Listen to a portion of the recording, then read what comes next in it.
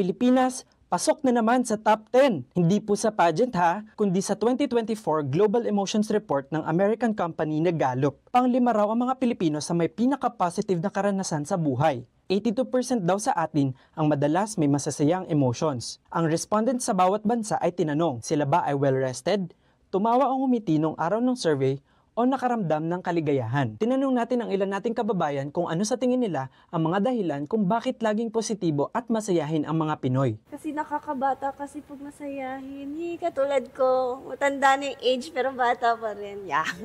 Kasi less stress, hindi ka tatanda, enjoy lang sa life, maiksi lang ang buhay. Easy-easy lang sa buhay kahit maraming problema. Kahit marami raw sa kanila ang nakararanas ng hirap ng buhay, gaya ng mataas na presyo ng bilihin, sa simple joys in life na lang daw sila humuhugot ng happiness. Usually volleyball, yung watching TikToks. Ako napaka-simple.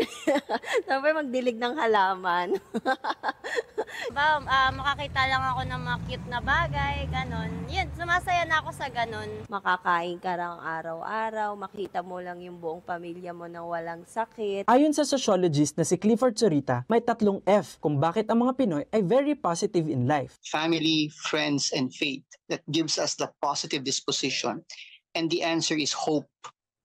The 3 Fs gives us a sense of hope. And because of that sense of hope, we are always positive. Pero bilang mga tao, pwede raw tayong maging malungkot and at the same time, hopeful. In fact, 57% ng mga Pilipino noong isang taon ang nagsasabing sila ay nalulungkot, ayon sa pag-aaral pa rin ng Gallup at Meta. Positibo o negatibo man ang pananaw mo ngayon sa buhay, isa lang ang paalala ng ating mga eksperto. Huwag na huwag bibitaw. Mobile journalist RR Tubisi po, hatid ang mukha ng balita.